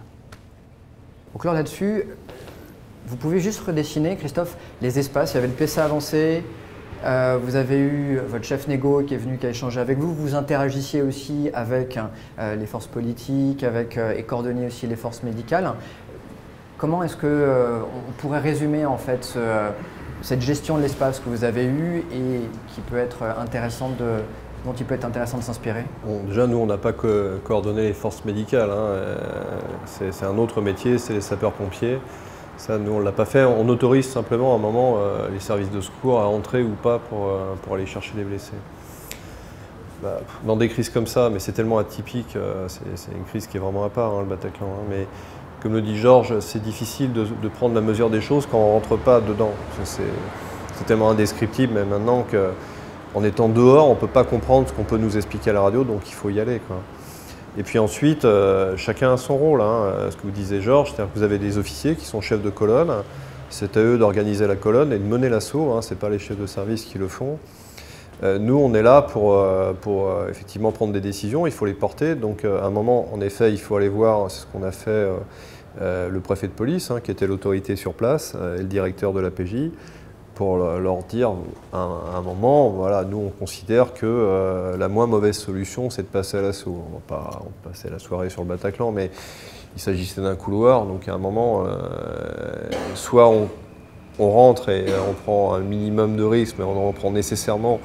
On était quand même surpris du résultat, il était plus qu'heureux, mais on en prend quand même pour essayer de sauver un maximum de gens, ou comme on le craignait, eh bien on attend qu'il se fasse sauter et qu'il tue tout le monde. Donc, bon, ce n'est pas une situation idéale, on raisonne en moindre mal plutôt qu'en bonne solution. Et voilà, et après notre rôle, enfin le mien en tout cas, c'est un rôle de Gaulle volant. Il faut PC avancé à la commission d'enquête parlementaire, le député Fenech ne comprenait pas parce que je disais PC avancé, il me disait mais un PC, mais il y avait une table, non, il n'y avait pas une tente et une table et un ordinateur. C'est une façon de dire qu'on avait un point de rencontre avancé donc à l'intérieur de la crise, et puis factuellement on voyait un chef de groupe, 2 chefs de groupe, 3 chefs de groupe, 4 chefs de groupe, en fonction des circonstances, jusqu'à donner l'autorisation d'assaut, et ensuite c'est l'officier qui a fait son travail. Voilà. Mais vous avez, en fait, il y a une interaction, c'est que je pense, pour en avoir parlé avec eux, c'est qu'à un moment ils ont besoin en quelque sorte d'être rassurés parce qu'il faut prendre des décisions. Je crois que dans ces situations-là, le pire c'est d'avoir une autorité, un chef qui dit je ne sais pas ce qu'on fait. Qu'est-ce que vous en pensez? Alors ça c'est terrible parce que ça casse les jambes à tout le monde. Donc il faut quand même être avoir assez de poids pour dire bon on va faire comme ça. Mais en même temps vous avez besoin de l'avis de vos collaborateurs avant de prendre la décision. Mais moi je reconnais que même après l'avoir prise et d'aller voir le préfet et d'avoir dit à Georges bon on va y aller, je les ai fait revenir, j'ai fait revenir les chefs de groupe et je leur ai dit mais vous êtes d'accord avec moi, vous êtes sûr? Donc on se rassure aussi les uns les autres. C'est une chaîne de commandement qui est intégrée, quoi. Pour moi, il y a vraiment quelque chose qui caractérise le discours que vous avez sur ce qui peut se passer après. C'est un mélange d'humilité et de réalisme. Vous me disiez, Grégory, on s'entraîne dans les bateaux, dans le métro, dans les établissements publics, les cinémas, les centres commerciaux, et je considère que ça tombera toujours à côté de ce qu'on a prévu. Une fois in situ, on verra comment on peut faire. Bien sûr, mais en fait, les entraînements qui sont menés par le groupe de formation aguerrissent les gars et ils sont très très affûtés pour la partie intervention à proprement dit, c'est-à-dire le dernier moment, les derniers instants, les dernières secondes d'une crise, c'est-à-dire le passage à l'assaut. Mais tout le reste, en amont, on est obligé de s'adapter parce qu'il y a tellement de scénarios possibles, notamment sur Paris, que... Bon, moi j'ai entendu des spécialistes, des sachants nous expliquer après Vincennes qu'on aurait des attaques isolées, plutôt du bas du spectre. Bon, on s'est pris le 13 novembre, c'était plutôt une attaque coordonnée. Après, ils professaient que plus jamais on aurait d'attaque à la bombe, par exemple, comme dans les années 70-80. On s'est pris la garde de Bruxelles derrière. Voilà. Bon, après, ça a été des camions, comme vous l'avez vu, qui étaient lancés là. Et en effet, je voulais y venir. Après des attaques suicides individuelles, vous avez un individu équipé d'une ceinture explosive qui se fait sauter dans la foule. Donc, moi, c'est pas mon métier le renseignement, mais ce que disent les spécialistes, c'est que il y a toute une digression avec d'un côté les structures vraiment organisées avec des gens qui sont entraînés, qui sont allés en Syrie, qui sont battus, qui sont formés, qui savent préparer des engins explosifs, qui vont faire de l'entrisme avec toute une équipe, préparer une intervention, une opération comme ils l'ont fait le 13 novembre 2015. Et de l'autre côté, par exemple, ce qu'on a vu avec l'individu qui a été tué à Orly en essayant de désarmer des militaires, qui vraisemblablement, 2 heures avant, ne savait pas qu'il allait finir comme ça, parce que c'est un pauvre type qui était gavé de coke et d'alcool, qui se fait contrôler, qui ne veut pas repartir en prison, qui tire au pistolet à grenaille sur le collègue, et après c'est un enchaînement, et voilà. Bon, maintenant, il peut faire autant de mal avec une voiture en fonçant dans la foule un 14 juillet, donc il n'y a pas de proportion entre le degré de préparation et de spécialisation et le mal qu'ils peuvent faire. Une fois qu'on a dit tout ça, moi, honnêtement, je ne pense pas être capable de pouvoir prédire ce qui va se passer demain à Paris. On sait que ça va retomber. Je ne vais pas être anxiogène, mais vous le savez, puisque ça nous tombe partout autour depuis 2 ans presque. Ça va retomber, ça c'est sûr. Encore que c'est arrivé. On a un collègue qui a été tué sur les champs il y a peu de temps. Hein. Ça va retomber. La question pour nous, c'est de savoir si ce sera une situation dans laquelle on sera impliqué ou pas. Un fait malheureux comme sur les champs, nous, on ne peut pas intervenir, ça se passe beaucoup trop vite. Même comme à Nice, ça a duré 1 minute 30, je crois, sur les champs. Après avoir tué le collègue, en quelques secondes, l'auteur a été abattu. Un groupe d'intervention, ça ne sert à rien. Donc la question qu'on doit se poser, c'est est-ce qu'on sera projeté ou pas? Si on doit être projeté, est-ce qu'on arrivera assez vite? Et puis sur place, on avisera en fonction des lieux, de l'expérience qu'on a acquise. Et comme le disait Georges tout à l'heure, de l'aspect inextricable à la préfecture de police qui tient à sa structure, hein, à son originalité. On n'est pas meilleur que le RAID et le GI, mais nous, on travaille tout le temps avec les mêmes. Lorsque nos camarades du RAID et du GI doivent intervenir à l'autre bout de la France, souvent ils arrivent et ils travaillent avec le commissariat, les sapeurs-pompiers, pour le peu qu'il y en ait d'ailleurs, ou le SAMU, ou les services de secours qui ne connaissent pas à l'APP, les sapeurs-pompiers, la DESPAP, tous nos collègues, on les voit tout le temps, on s'entraîne tout le temps avec eux, on fait 2 exercices importants par semaine. Donc vous voyez, ça fait un volume important chaque année, plus les interventions elles-mêmes. Donc on se connaît par cœur. Et ce microcosme, quand même important, mais à taille humaine, permet d'affûter comme ça les relations et de créer une sorte de synergie, une imbrication des forces qui la rend, je pense, plus efficace, quoi. Merci en tout cas. On aimerait bien, puisque vous êtes là, pouvoir poser vos questions. Merci beaucoup pour votre témoignage. Moi, j'étais très pris par ce que vous avez raconté. J'ai 2 questions qui sont liées à mon avis. Dans le cas des billets peints, qui prend la décision? Donc comment ça se passe? Est-ce que le gars sur place est complètement autonome pour prendre la décision? Et la deuxième question peut-être liée, qui a l'information dans une oreillette, dans les petits groupes qui interviennent au Bataclan? Est-ce qu'il y a juste le chef de groupe ou d'autres personnes? Donc en fait c'est lié à prise de décision et information. Merci.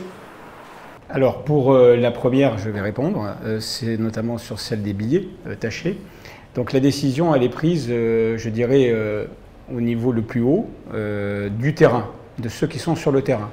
Donc vous aviez un chef de service et vous aviez des chefs de groupe, et puis bien évidemment tous les groupes qui étaient impliqués sur ce dossier. La décision finale, c'est le chef de service qui la prend, mais il ne va pas la prendre tout seul. Il va la prendre en ayant consulté d'abord par exemple s'il a 1 ou 2 chefs de groupe sur le terrain, il va les consulter immédiatement, il va se mettre d'accord. Alors c'est des décisions qui vont être prises très vite parce que les gens ont des méthodes de travail, ils ont l'habitude aussi de réagir très très vite et ils savent que ce genre de décision, on ne va pas s'arrêter, on ne va pas se mettre dans un coin et parler pendant un quart d'heure. C'est dans la minute. en gros. Donc en fait, ça se fait par échange radio, hein, souvent. Sauf si vous êtes avec un chef de service, peut-être avec un chef de route dans la même voiture, ça peut arriver. Mais parfois, il peut arriver qu'on soit disséminé sur d'autres véhicules. Et la décision finale, en général, pour ce genre d'intervention, elle est donnée par le chef de service. Et si le chef de service n'est pas là, c'est le chef de groupe qui sera sur le terrain qui va la prendre. Merci. Si j'ai bien compris, la question c'était de savoir comment se passe la circulation de l'information sur une crise dans l'intervention. En fait, tout le monde a un casque Peltor, ce qu'on appelle, c'est un gros casque comme un casque anti-bruit qui finalement nous permet d'écouter la radio avec un micro. Après, il y a plusieurs fréquences. Vous avez une fréquence de commandement où sont uniquement les chefs de groupe, une fréquence d'intervention où tous les collaborateurs entendent ce qui se dit. Mais ils ont une discipline, c'est-à-dire qu'ils ne parlent que quand ils ont quelque chose d'utile à dire, surtout au pic le plus haut de la crise. Voilà. Et puis il peut y avoir d'autres réseaux, on peut les multiplier en fonction des crises, il peut, cas échéant, avoir un réseau spécifique pour les tireurs d'élite. Voilà. On peut avoir un spectre qui peut aller jusqu'à 8 réseaux, mais ça devient très compliqué à gérer. En règle générale, on a une fréquence de commandement et une fréquence d'intervention. Bonsoir. Je m'appelle Philippe Mailleux, merci pour votre exposé. Je voudrais vous parler un peu d'évaluation des risques. Est-ce que vous utilisez des méthodologies particulières? Comment vous évaluez un risque? Et quel type des bornes que vous intervenez à franchir? En fait, c'est très empirique. La limite, que ce soit le judiciaire ou l'intervention, est toujours la même, c'est l'intégrité physique du public. Soit dans une affaire judiciaire, le public autour, ou sur une prise d'otage, les otages. La priorité, c'est ça. On est surtout là pour protéger la population. Donc, on ne va pas prendre des risques inconsidérés, ni dans un cas, ni dans l'autre. Après, c'est affaire de situation. C'est, je vous disais tout à l'heure, une intelligence de terrain qu'il faut tout savoir. Il y a pas de... Mais c'est quand même un métier où on joue quand même avec le risque, bien sûr. Alors, il ne faut pas aller trop loin. Il ne faut pas se laisser emporter par l'idée de vouloir absolument, par exemple, en judiciaire, faire un flag en dépit des risques qu'on fait prendre aux gens, par exemple. Et sur l'intervention, c'est pareil. C'est pas un jeu. On ne veut pas pousser forcément à l'intervention. C'est pour ça qu'il y a toute une partie de négociation.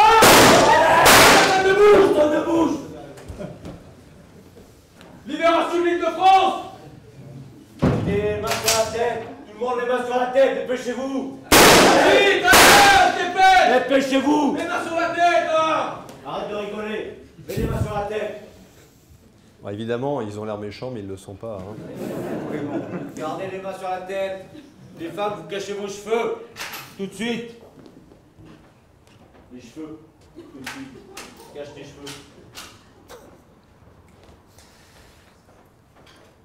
Bien, ce que je vais me proposer de faire, c'est on va vous projeter un film qui va vous expliquer, dans le cas d'une prise d'otage, ce qui se passe derrière, une fois que l'alerte est donnée. Par convention d'exercice, on va réduire les délais. En quelques minutes, la sécurité publique, le commissariat serait prévenu, préviendra les autorités, et ainsi de suite. Et en quelques minutes, on serait, nous, activés. Et donc ce film se propose de vous faire voir ce qui se passe en coulisses, comment se préparent les groupes d'intervention jusqu'à l'assaut.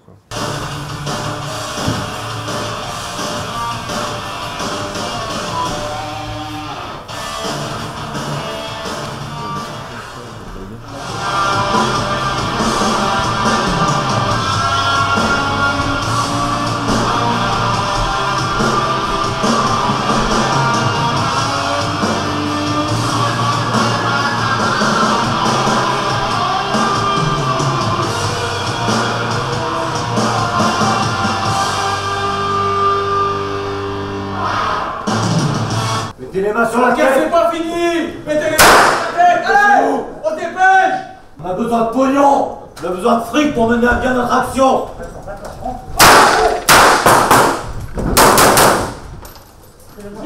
Silence, Flo! Les mains sur la tête. 62, évacuation. Medex, intervention. C'est bon les gars? Allez, tu vas jusqu'à lui. Intervention Medex. Tir de confirmation! Ok!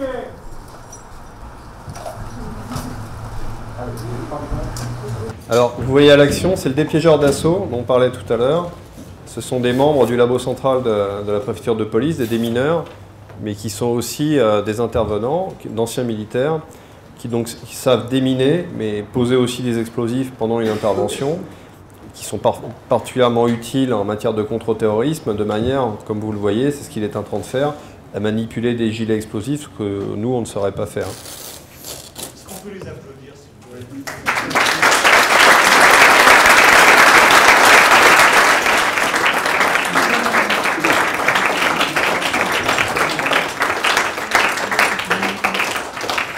Je voulais remercier aussi le formateur qui est au fond, qui a préparé l'opération, parce que c'est du travail en amont. Alors, du coup, je ne sais plus où on était. Il y a un monsieur qui posait une question tout à l'heure qui était troublé. Je ne sais plus ce qu'était la question. Alors, j'en ai une autre, c'est est-ce que le commissariat du Grand Palais était prévenu? Ah bah non. Oui, tout ça. Non, c'est pas drôle. Mais ils nous connaissent.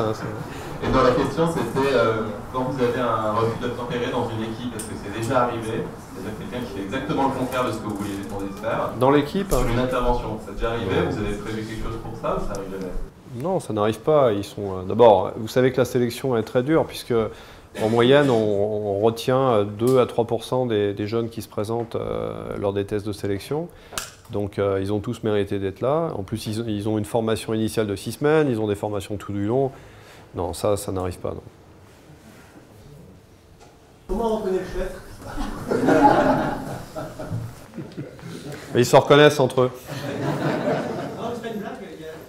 Est-ce qu'il y a un signe distinctif où on voit le chef? Ouais, ils vont répondre à ça. Il est où Shadow d'ailleurs? Il est là. Bon, en fait, avec l'habitude, dans sa colonne, on connaît les aptitudes, les physiques de chacun des gars avec qui on travaille.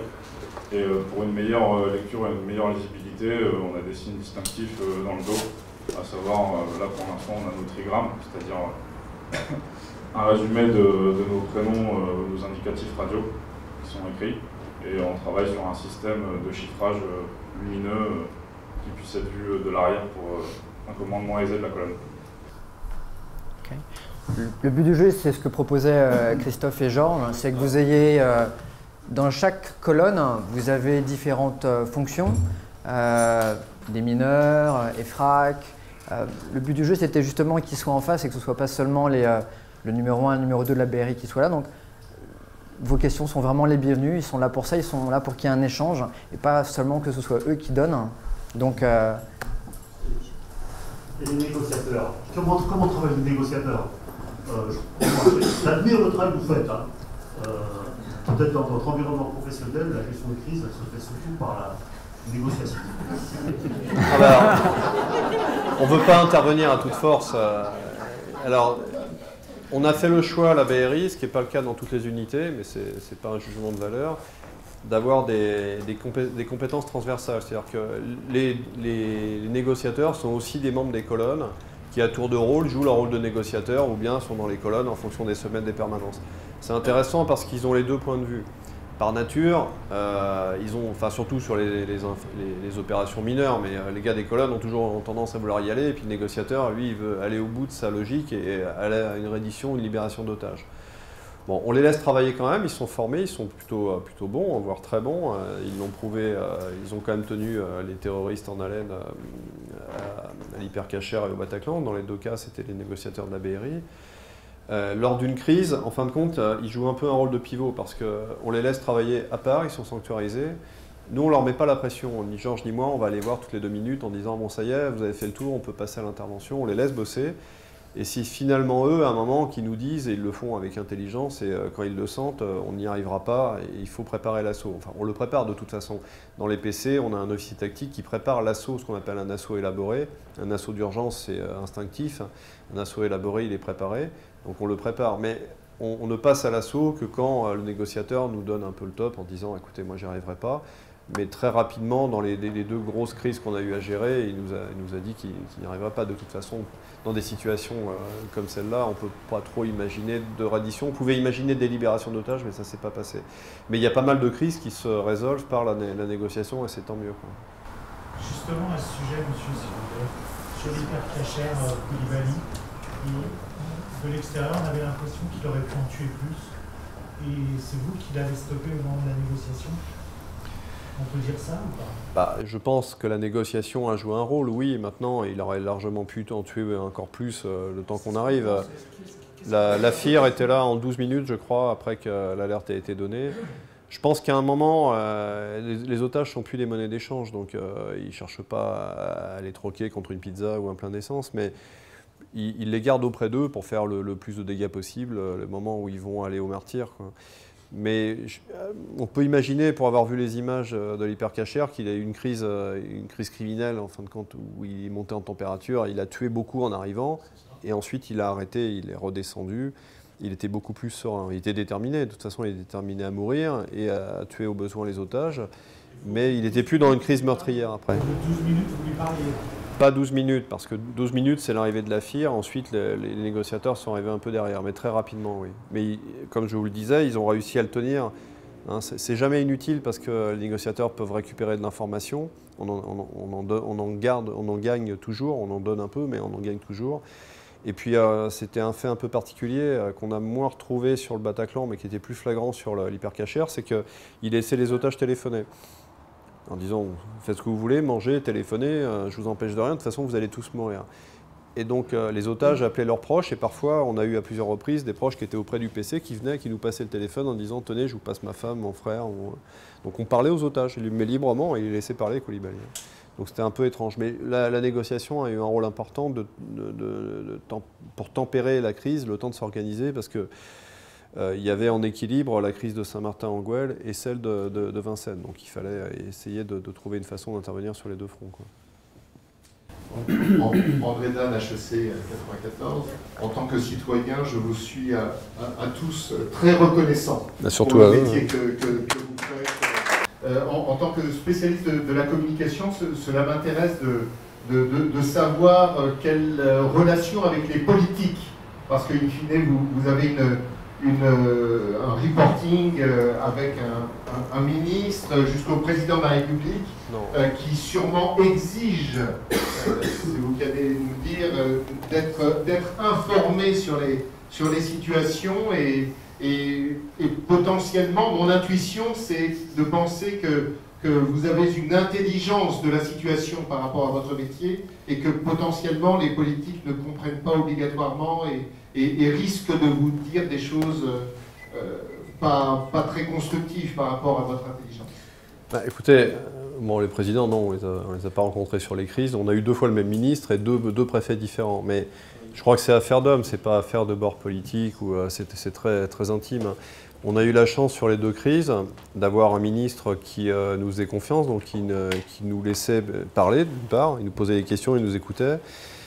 Et moins sur l'hypercachère parce que c'était le galop d'essai, hein, il découvrait à la fois les situations et les unités. Sur le Bataclan, il n'est pas venu sur place d'ailleurs au PC, il est resté en retrait, mais je pense qu'il avait cette approche de se dire ce sont des professionnels, s'ils me disent qu'il faut ou pas faire, il vaut mieux les suivre, quoi. Les préfets de police qu'on a eus dans les 2 cas étaient parfaitement dans leur rôle, c'est-à-dire qu'eux, ils ont une décision politique à prendre. Il faut qu'ils valident à un moment la décision, mais ils ne sont pas rentrés dans le détail. Ce n'est pas des super chefs de groupe, hein, comme ça aurait pu se passer avec un ministre ou un préfet qui va au PC et qui dit « mais moi je pense qu'il faut passer par la fenêtre et pas par la porte ». Et bon, ça c'est l'horreur, quoi. Moi, on n'a pas eu à connaître ça, quoi. Mais, et d'ailleurs, le préfet Cadeau sur le Bataclan est allé plus loin encore que son prédécesseur, parce que lorsque je suis allé le voir en lui demandant l'autorisation de passer à l'assaut, alors que c'était compréhensible en janvier 2015 puisqu'on essuyait les plâtres, le préfet a appelé le ministre qui est allé voir le Premier ministre et le Président, ils ont pris la décision, ça a pris 3/4 d'heure environ. Au Bataclan, le préfet a dit allez-y. Voilà. Il a appelé personne, il a dit allez-y, j'assumerai. Voilà.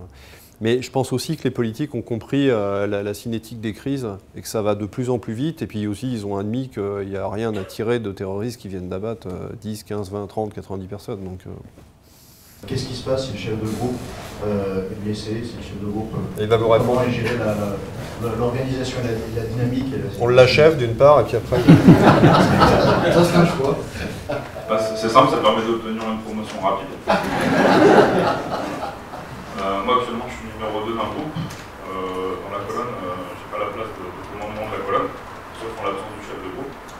Si jamais il est blessé hors de combat, je prends sa place.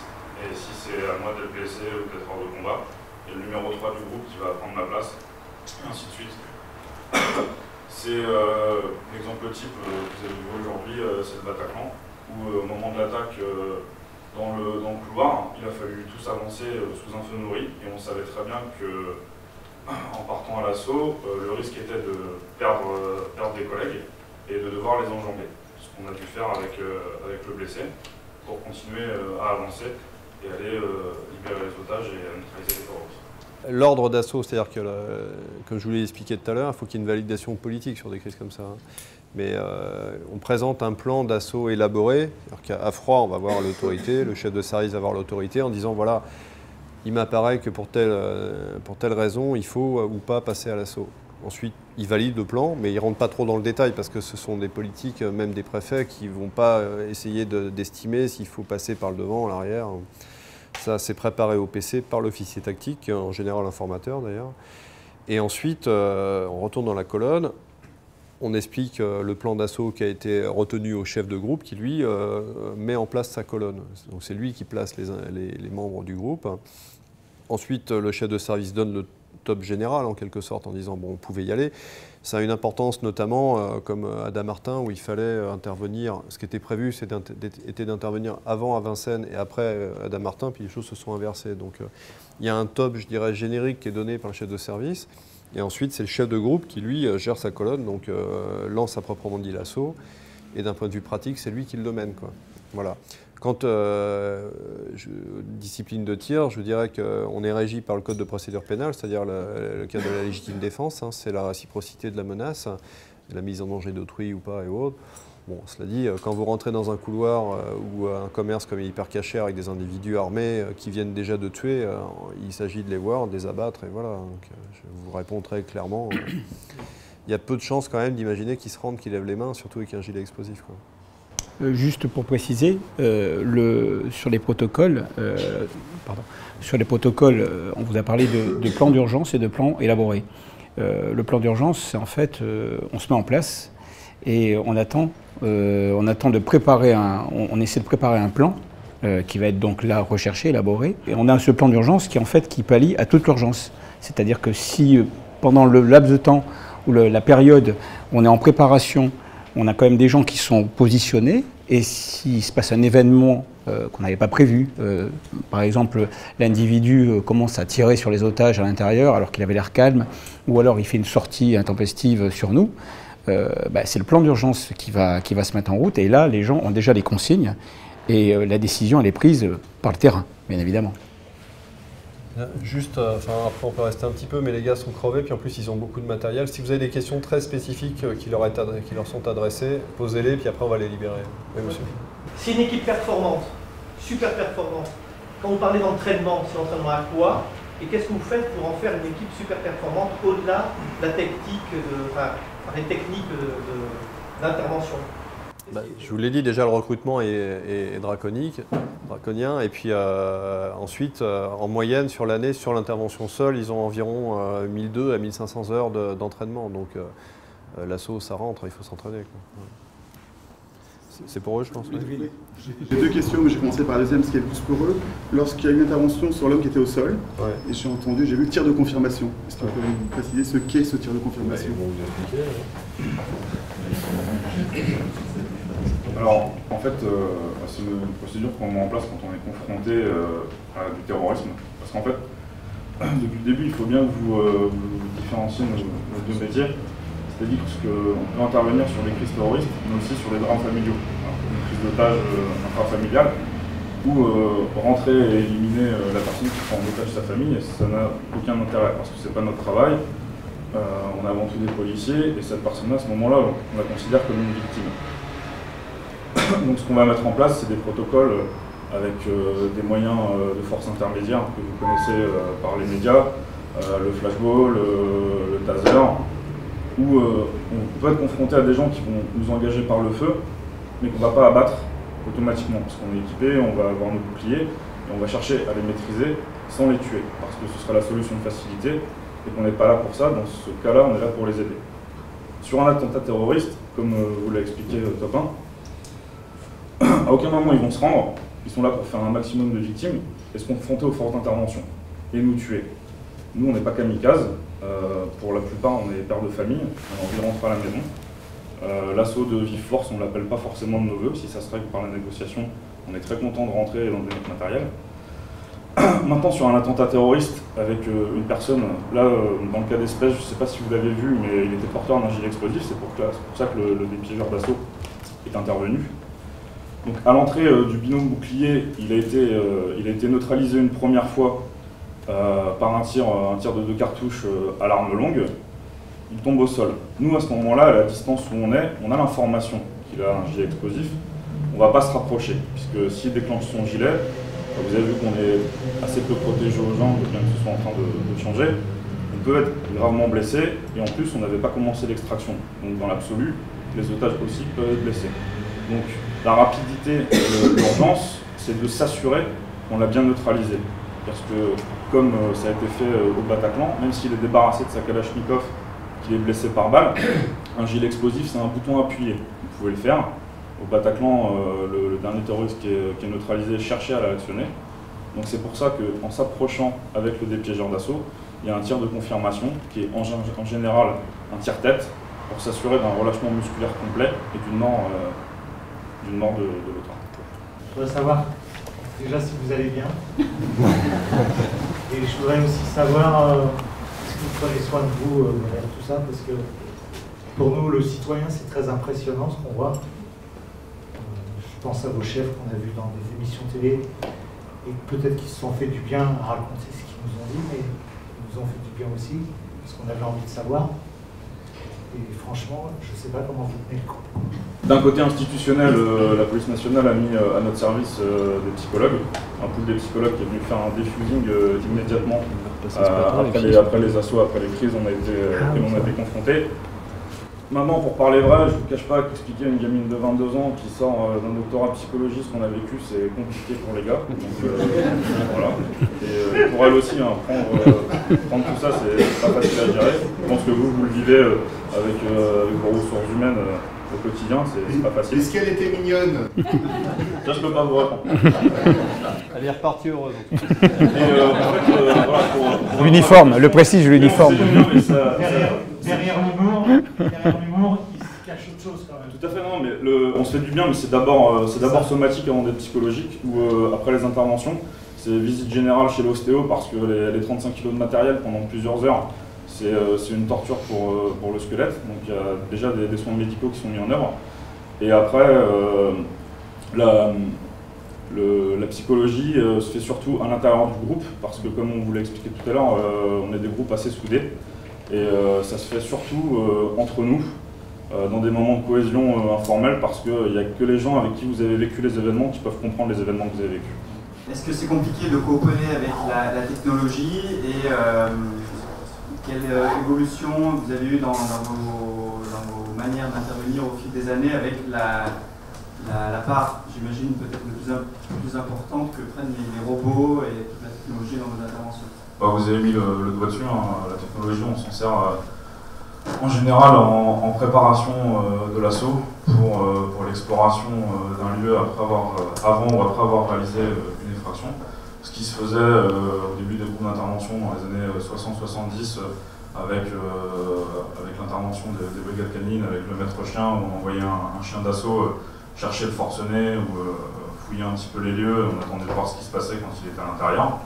Là maintenant, ce sont divers robots, nous on travaille avec des entreprises françaises qui jouent ce rôle-là, où en fait ils explorent les pièces qu'on a besoin de connaître, et on a un renvoi vidéo avec un technicien qui est inclus dans la colonne et qui fait la lecture au chef de colonne, qui lui après prend ses décisions tactiques en fonction de cette exploration. Pas encore d'intervention là. Ah mais là on est totalement dans l'intervention là. Mais à notre place.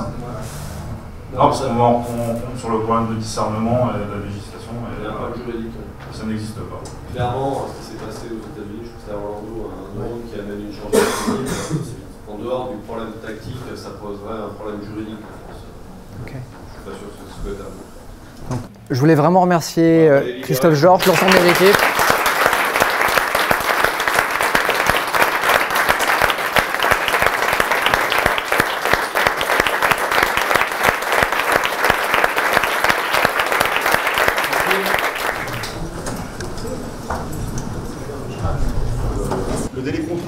de la FTIR est de 20 minutes. On a vu le 13 novembre, au moins 2 actions majeures concomitantes. Que se passerait-il dans le cas du scénario catastrophe de, je sais pas, 3, 4, 5, 10, 20 opérations majeures concomitantes? Bon, ça c'est un problème de dimensionnement, mais par analogie, je vous parlerai des salles d'appel le 17, quand vous faites le 17. Elles ont été saturées parce qu'au lieu de recevoir 500 appels, il y en avait 5000. Et si on veut répondre à tout ce genre de situation, il va falloir avoir en permanence une salle capable d'accueillir 5000 alors qu'il ne va rien se passer l'essentiel du temps. Donc on a déjà un dimensionnement qui est contraignant pour nous parce que la FIR, comme vous l'avez expliqué, ce sont des collaborateurs qui rentrent avec le matériel. Pendant une semaine, c'est très, très contraignant. On peut en faire 2 ou 3, hein, mais ça n'a pas réellement de sens par rapport aux crises auxquelles on peut être confronté. Alors, on peut se tromper, on peut avoir de façon totalement simultanée 2-3 crises. Maintenant, on vous a expliqué qu'on a une FIR donc, qui intervient dans un délai contraint de 20 minutes, mais en réalité, on est très souvent sur des délais de 10, 12, 13 minutes, parce que ça va très très vite. Le H+30, donc le départ du service une demi-heure après, c'est un délai de rigueur, mais dès que ça bouge, sans qu'on ait besoin de rappeler, tout le monde revient au service et ça part plus vite. Et ce qu'on appelle le H+1, en définitive, est souvent réduit quasiment au H+30. Donc il y a une telle volonté, vous savez, ils sont très volontaires les gars, hein, ils sont très impliqués. Donc bon, on aurait toujours un peu de retard s'il y avait une multiplicité de crises, mais on arriverait quand même assez vite. Et puis, on vous l'a expliqué peut-être pas assez précisément, mais le dispositif de la brigade anticommando, c'est la BRI stricto sensu, et on vous l'a dit, un deuxième périmètre qui, en définitive, sont les premiers impliqués en primo-intervenance, sont les CSI et BAC Nuit, c'est 200 fonctionnaires. Bon, donc eux, ils sont formés pour ça, hein, ils font vraiment le minimum syndical le temps qu'on arrive, mais ils sont nombreux quand même, donc je pense que, toute proportion gardée, il y a quand même assez peu de risques d'avoir même 2-3 crises où vraiment il n'y a personne, puis il y a les commissariats aussi. Bon, voilà. Toujours plus souhaitable d'avoir la FIR qui arrive pour être confronté au terrorisme.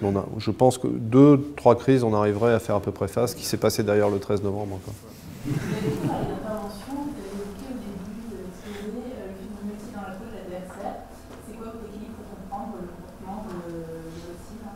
Alors, on parle d'intervention ou de judiciaire? Alors, c'est pas du tout la même chose. Sur le judiciaire, c'est une question d'apprentissage du milieu qui est le grand banditisme. En fait, on se rend compte qu'on a des classes d'âge qui vieillissent ensemble. Le grand banditisme, c'est un petit milieu, c'est 200, 250, 300 personnes en France qui font vraiment partie d'un noyau très dur de grand banditisme. Et on a, je n'ai pas compté, mais à peu près ou un peu plus de fonctionnaires de police qui grandissent avec eux. Les voyous que j'ai serrés il y a 20 ans, ils sont sortis, on les retrouve, on recroise. On a fait Marc Cornec il y a 15 jours, 3 semaines. C'est pas la première fois qu'on se croisait, donc on finit par les connaître, pas nécessairement intimement, mais on s'imprègne de la manière qu'ils ont de fonctionner, donc ça nous permet d'avoir une meilleure acuité de ce milieu-là. Ça, c'est le banditisme. L'intervention, c'est encore autre chose. Alors, bon, je vais vous dire honnêtement, sur la partie purement interne, c'est-à-dire la colonne d'assaut, on n'a pas réellement besoin de se mettre dans la tête de la personne qu'on a en face. Hein.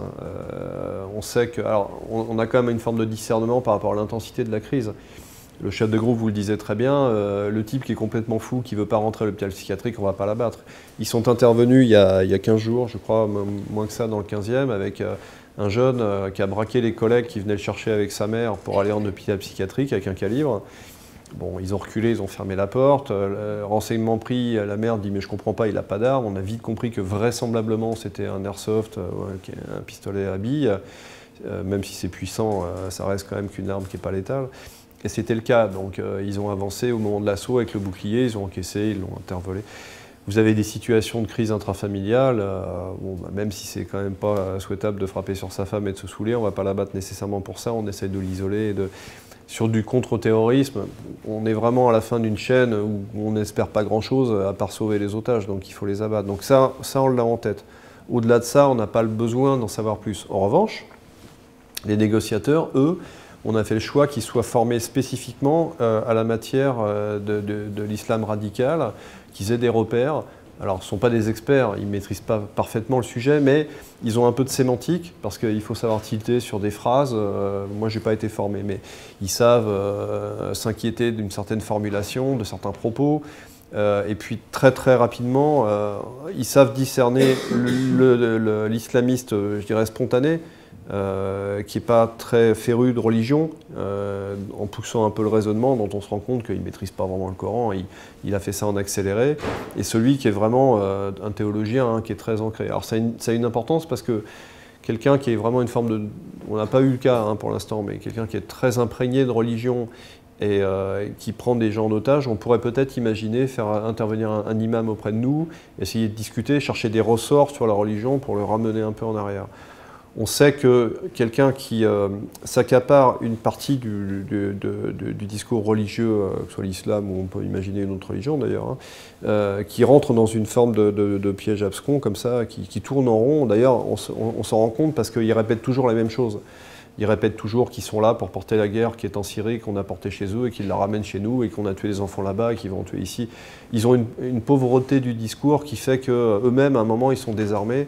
Et vous ne pouvez pas interagir, vous ne pouvez pas essayer d'attirer leur attention, essayer de jouer sur les ressorts des enfants, des femmes. Ils sont très rétifs à toute forme de discussion parce qu'eux-mêmes, je ne sais pas si j'exprime bien, mais eux-mêmes, ils se sentent fragiles, donc ils ne veulent pas essayer de sortir de leur raisonnement en boucle, quoi. Ils s'accrochent à ça et il n'y a rien à en tirer. C'est pour ça qu'à un moment, le négociateur nous dit stop. Eux ont été formés pour ça, mais les gars dans les colonnes, bon, c'est pas nécessaire, quoi. C'est la majorité d'ailleurs, hein, des gens qu'on rencontre dans l'islam radical. Ce sont des gens qui ont une formation en islam qui est très très basique, voire sur Internet. Je vais arrêter là, puisque sinon je suis sûr qu'on peut continuer longtemps, mais vous pouvez essayer de les attraper dans quelques instants s'ils veulent bien rester. On a passé 2 heures avec vous, avec toute l'équipe d'HEC Alumni, les équipes de formation de la BRI et vous-même. On voulait vraiment vous remercier, c'est assez unique. Merci beaucoup.